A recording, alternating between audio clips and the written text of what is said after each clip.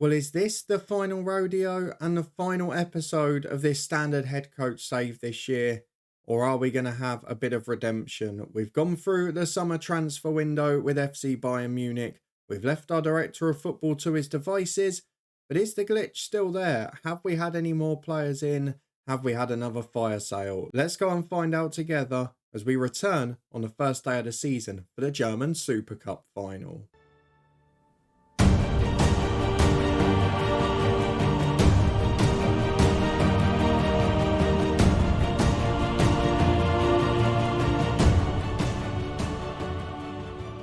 Yes, hello and welcome along to part 93 of the FM24 Head Coach with me, Daniel. But will it be the final part? We've gone through the summer with Bayern Munich and now we are back to see what our director of football has delivered. We had a clear and obvious glitch last year with one outfield player signed in January after 14 were let go, and we were left with a shell of a squad that couldn't compete at the top level. We somehow managed to get the Bundesliga title but fell short elsewhere, and as a result of that, we were left frustrated and contemplating the end of the save. Today, we will see if we're any better off, and we'll get through what might be our final game against Bayer Leverkusen. Let's see if it turns out to be that way. If you're looking forward to it, please do put a thumbs up on it. Back to frustration after the 10-year bookmark. If you didn't see that episode a couple of days ago, we had a look back at all of our former clubs and some of our former heroes. And we also saw a few surprises in the footballing world. So make sure you check that one out if you haven't seen it. Mercifully, in our other save with Southend, I will be in charge of tomorrow's transfer window. However, here, we're having to wait and see what happens. So let's go and have a look at the transfer centre before we do anything else. We knew the director of football needed to sign because we finished our season with 14 senior players. Let's see what's been happening. If we have a look through the transfers, there are offers for players. There are still these coaching situations going on that are a bit weird. But let's have a look at the all-important transfer history. Is it any better? No, of course it's not. We've had a few players leave on free agent deals. The ones for Altus and Hornschuh, two of the more promising youngsters, were pre-agreed. We've also had loan outs for the likes of Rafa Nauer, who featured last year, and Jeremy Pino, one of our star attacking players, sold for 37 million. I should mention as well, this is one of 4 senior players there were offers accepted for. The other 3 have rejected moves away. That is the only reason we're not down to beyond the bare bones. I wonder if it's even a mechanism in game, because we're down to so few senior players now, where the players are saying no, so we aren't left with an unplayable squad. There seems to be a real imbalance here. In an overall circumstance, I wouldn't be gutted a 30-year-old's moving if there were replacements, but there's only been one signing this summer. I guess the positive to take from it is a defender, it's a left back, it's a German international, it's a good player from Bayer Leverkusen, and he'll probably be making his debut against his former club today. At 25 years of age, a good player for 10 million quid or so.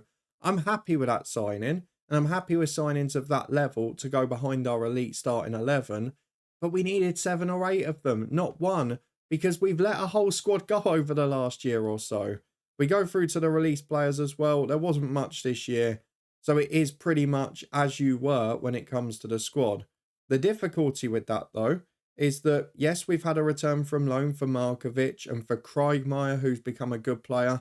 He had an offer accepted, but rejected the move away. I can't remember which club it was he rejected now, but you can see it's probably going to get worse before the end of the window. We've also now got a couple of players that are that year older who are going to be in a difficult position. We've got injuries that we've picked up in pre-season already. And if you look at the likes of Matthias de Ligt, who is declining very quickly on the physical front. If you look at Alphonso Davies, who rejected a move away but has been injured a lot of last season.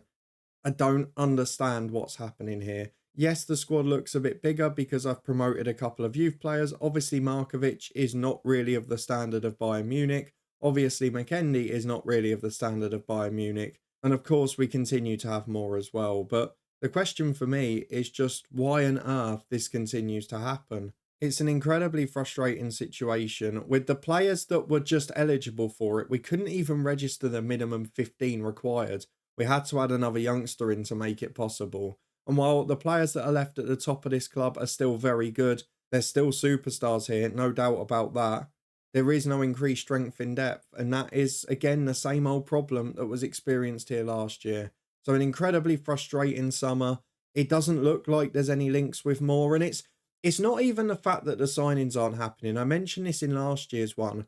We're not being linked with players. There's no transfer rumours. There's no little updates. There's no media messages. Even if you look at this transfer rumour screen here, in the whole time we've been at the club, we've not been on this list. And that suggests to me a bug or a glitch rather than something that's just the director of football not functioning. To not have been linked with a player at all after letting 14 leave the club at senior level does certainly seem a little bit off. And when you add to that this year, the likes of Rafa Now, Altus, people who featured a lot as backups from the youth team last year aren't here, we're much closer to a crisis than we were before. And there's no greater balance to the squad. It's not a good situation. However, we know what we were going to be faced with. We knew that this was likely going to be the end and we weren't going to get those solutions. What we are going to do, though, is get through today's game as a final one at the club, because I don't want to put us through the pain of another season where we've got difficult situations and not a great deal of faith in what's happening at the football club. However, what we are going to do is try and win one final trophy and get revenge for what happened in the German Cup final, where Bayer Leverkusen equalised 8-on and then beat us on penalties after extra time. There's one last chance to get a trophy to finish on a high, and then I think we are going to walk at the end of this game. And what it will mean is the end of this save as we know it. However, it will be followed by a 3-part experiment. We're going to do one where we stay at Bayern Munich, and we're going to see if when we holiday, the director of football ever resolves itself. We're going to do one where we leave Bayern Munich and see if the club resolves its own issues once we leave and they suddenly start making offers for people. And we're going to do a third one where we apply for and get another job in the footballing world and holiday through and see both if Bayern Munich resolve themselves and if we manage to get a good director of football at another club, or if it is just a glitch at this club or overall. The reason we're going to do that as our next 3 episodes in what would be the head coach slot is because I want to know before we go on to that alternate head coach save with Willem 2 that the director of football is actually going to function, because otherwise we'll have to change the way we work that save. For now, though, it's all about Bayer Leverkusen and the final game of our career in this save. Will we be able to live up to the expectation, as we should be favourites at the start of the season with everyone bar 2 fit. We knew Rodrigo Ribeiro was not going to be anywhere near. He's obviously been out for 8 months since about February, I want to say. And then Dimitri Helson has picked up a knock as well, but he would have been a backup and one of the few senior stars on the bench. It's still a pretty strong side for Bayer Leverkusen. Of course, we've managed to sign one player from there, and they've had a pretty quiet transfer window as well, albeit we have seen a couple of additions, both a good youth player, a good senior player. And that's something else as well, not even signings for like the under-19s or the reserve team since we've been here. I wonder if it sides with B teams, whether that's something that's not functioning right with the director of football. I just don't know. But of course, last year they signed plenty, including Stefan Minkwitz from us in January. Let's go and get our 11 picks. We'll pick the strongest possible for our final game. We'll be back in a minute to run through it and take charge for the final time at FC Bayern Munich. Well, here we go then, and our first 11 for this game is pretty strong, but is affected by a heavy match load and a lack of fitness. We've really struggled to get the balance right, having been playing in the Club World Cup until late June, with the Nations League taking some away for international duty and injuries in pre-season. We have got our new debutant potentially on the bench. He is one of 3 senior players with Vanna and Hervenhov, and I guess Kriegelmeyer, who's come back, is pretty much at that level, but he's not fully fit. Then youngsters include Altrock, McKendy, Markovic and Heidenfelder, who I think is now our first choice backup winger, unideally. Let's have a look at the 11 for today though. It's pretty much a familiar team because it's the same team that was our first choice last year, minus Pino, who has now been sold. It is Trubin between the sticks in goal with Davis and Fernandez at fullback, De Ligt and Korsavic the centre halves, Sabaya and Lewis Skelly the holding midfielders with Wirtz ahead of them, and then Marquinhos and Sanchez out wide. And I've gone for DL over Hervenhov up front. No real reasoning for it, they're very similarly rated, but I just thought as we've only had one senior outfield signing during our first season, it would be remiss of me not to play him as a sort of symbol at the end. So Justin DL will be through the middle with Hervenhov along the bench. Doesn't look so bad at the minute, does it? I know there's only 3, possibly 4 senior subs, but it doesn't look like a terrible squad. Soon as you get 2 injuries, it goes wrong. Let's submit the team for the final time at Bayern and see if we can get a positive outcome, revenge on Bayer Leverkusen, a debutant against his former club, and possibly a trophy to finish the save. It's a bit of a sad one for me, this, because I think it's the first time ever the head coach isn't going to get to a century of episodes, but it is due to a bit of a glitch, which I can't really control. It's 5 changes for Bayer Leverkusen today. They've got a very similar squad to last year, as we know. Hikawi caused us problems, added El Kanous. They were both problematic for us in the final, and Denilson scored that equaliser in the 89th minute, didn't he? So let's tell the lads to go out and get revenge. They beat you in the German Cup final. I won a trophy. I'm not telling you it's my final game until after. I need you to do this for me. 5 minutes gone. It's been a very quiet start. But are we going to get the response we want? Going to be a pretty interesting one, isn't it? As Denilson takes an early free kick over the bar. Rubin's beaten to it. I think what we will do when we finish this episode and resign is we will just go to the end of the window and see if Bayern sign anyone. I just want to see what's causing this. It's such a bizarre instance. Something we've never ever faced in the head coach before. With half an hour gone, we're going to encourage the lads. We're doing okay without really looking like scoring. As Lewis Skelly loses out there, Sabaya fights for the 50-50 and it finds Alphonso Davies. Into Sabaya again and now back to De Ligt, the experienced skipper. Big switch of play out to Davis, and he's got the run of Dylan Sanchez, the star man ahead. 3 in the middle. Florian Wirtz is 1. Straight at the keeper against his former club. As Lewis Skelly goes back to De Ligt, and it peters out, but we are starting to dominate. The only threat against us, though, is Bayer Leverkusen free kicks, and Denilson is at it again. He's just put an absolute rocket in the top corner from 35 yards. Their first shot on target, their only 2 shots have been his free kicks. And despite dominating, despite having the best chances and an expected goals of over 1.5, we are 1-0 down at half time and it looks like we might be finishing with another whimper. It's deja vu again. I'm disappointed, lads. We've got tired legs already. Marquinhos is struggling. Wirtz hasn't been great. DL's been poor up front. It's turning into a nightmare because now they've got something to hold on to. And more than that, they're growing in confidence. Gorcevic finds Dylan Sanchez here. Breaks away to Sabaya and Florian Wirtz. Wide to the right for Fernandez. Good first touch. Takes it inside to Sabaya and Marquinhos through to DL. 1-1, but the flag's up. Did he just go too early? He had no need to. He was unmarked. He would have had a tap in either way. I'll be really frustrated if he's gone early here. He has. The goal's disallowed. And with 5 minutes more to go, he's wasted his chance here. We're coming to the hour mark, so we're going to go with... Who's going to play on the right out of Kriegelmeyer, who's not really great in that wide area. He's good as a number 10. I mean, he can do a job, can't he? We've also got Paul Vanner, who has always played centrally and often been forced more defensive for us. He is a natural off that right. So I think what we're going to do is Paul Vanner for Marquinhos. Florian Wirtz replaced by Kriegelmeyer. We're going to take DL off for Hervenhov. And we're going to take off Alphonso Davies for the new boy, Sahane. All 4 of the senior subs are on. I might have to bring off Gorcevic, who's on a booking and playing poorly. Had a heavy summer internationally and for us in the Club World Cup. As Dylan Sanchez in heads it straight at the keeper. We have got Altrock, who of the youth players is the closest to first team level. And thankfully stopped moaning about trying to get 80 grand a week now as well. As the silver on the right for Bayer Leverkusen. Back to Tap Sober. The subs are pending here, so this could go very wrong. And it's our former Luton legend on Twitch, Max Merdstedt, who puts it over the bar from distance. Not what we were hoping for today. Gorcevic is really struggling. I'm going to bring Altrock on once this attack is done. There's 62 on the clock. And since the goal, I know we were dominant before it, but since the goal, it's been all by Leverkusen. Tapsoba plays into El Kanous. Can we nick one on the break against the run of play? Get that bit of inspiration back. Merdstedt down the right-hand side. What a player he's been. Finds Kriegelmeyer who intercepts it, and Hervenhov breaks away. But that touch, I mean, it must have gone about 15 yards. It's so heavy. Bayer playing out with Andre Augusto, still waiting to make this change. You can see it sitting there waiting. El Kanous up to Merdstedt, wide to the right. Terracciano, it's given us trouble before in this fixture. The first cross is blocked, but he's in again. It's going to be 2, is it? So Bayer gets it away. It cleared off the goal line at first. And Leverkusen come forward again. We cannot get out. We're just stuck in our own half. We will now make the sub.